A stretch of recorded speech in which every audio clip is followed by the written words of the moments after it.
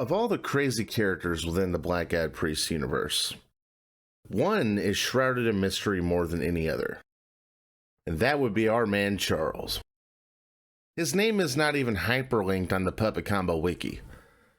For the sake of context, even my name is hyperlinked on there, and despite all the discussion that sprung up after Night at the Gates of Hell released, very little is truly known about him. And today I'm going to uncover his greatest mystery, because I do believe I have figured out who his father is. And I believe it is a character that we all know. Now, before I unravel this mystery, we're going to go over a few ground rules. Number one, since Charles and Belinda are both Caucasian, his father would likely have to be as well. And number two, even though Charles did imply that he killed his father, it was never directly stated. However, whenever he threatened David on the boat, he did make it very clear that something bad did happen to his father. So there has to be some sort of a personal tragedy element as well.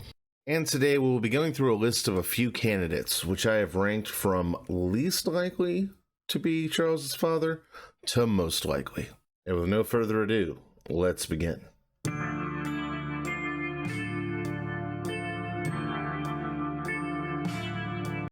I'll be honest with you, I have no reason to believe that the pizza guy is Charles's father. Although I do believe that would be hilarious.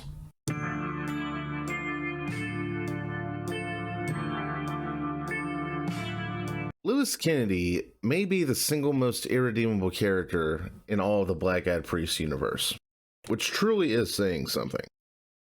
Bear in mind, he did have many partners, and he was rumored to have victimized many women in different ways. So is it possible that one of the women he targeted was a young Belinda? Now, we don't know the exact time frame of the laundromat fire, but at the same time, we also don't exactly know Charles's age, even though he is implied to be a very young child in Night at the Gates of Hell. His mature facial features, combined with his demeanor, implies that he may be older than he suggests. A nutrient deficiency from relying exclusively on breast milk for nourishment has caused his growth to be stunted. So there is a possibility that he may have been alive at the time of the laundromat fire. And although it is unlikely that Charles himself had a hand in Lewis's death, a tragedy did befall him. So even though I don't believe Lewis is the father, I'm not entirely ruling it out. And before you click away, just know that the last two entries are far more plausible.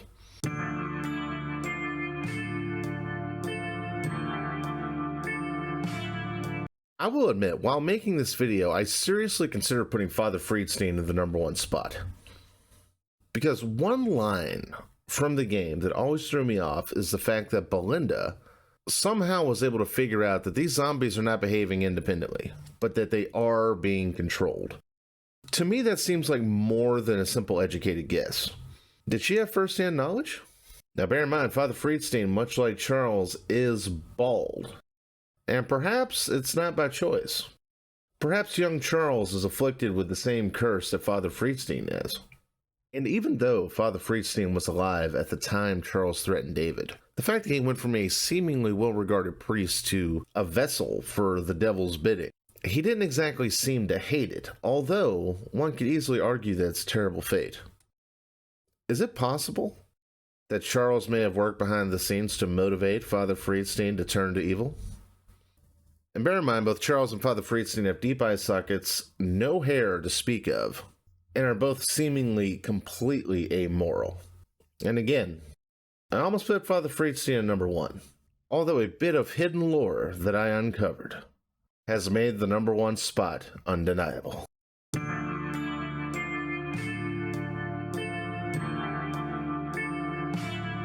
Now, some of you may be a little confused by this entry. You may be saying to yourself that Belinda and Charles lived in the coastal village and there's no way she could have known the creepy guy. However, there is a bit of lore so well hidden that as of the date of this recording, May 17th, 2023, not even the Puppet Combo wiki has this information. In Bloodwash, if you go to the door with the newspaper and you click on the door instead of the newspaper, you will learn that that apartment is occupied by a mother and a son Upon finding out this information myself, I went into the Black Ad Priest server and I confirmed with Jordan King that Belinda and Charles indeed shared a hallway with Sarah and Stan. And not only did they live there, but they had been away for a few days. Is it possible that when the creepy guy was out that night, that he was out looking for Belinda and Charles? Was his bizarre demeanor a result of a curse placed upon him by Charles? Did Charles drive him to the point of insanity? It is my belief that Belinda and Charles moved away to the coastal village in order to avoid the creepy guy. And one point of speculation was people wondering how the creepy guy could have possibly known that Sarah was pregnant and bloodwashed. I believe that while either picking up or visiting with Charles, Charles informed him of his neighbor that was pregnant. There was no supernatural means being used. The creepy guy knew Sarah was pregnant because he was told she was pregnant. And even though it is speculated by some that the creepy guy's eyes are either red or have redness, I have confirmed with Jordan King himself that he is indeed wearing sunglasses. Is he doing this to cover up the dark eye circles that Charles apparently inherited? And also bear in mind, look at Charles's wardrobe. He's always wearing a tie. Like father, like son. And even though creepiness is not a genetic trait, Charles certainly inherited that much. And that is why I believe the creepy guy is Charles's father.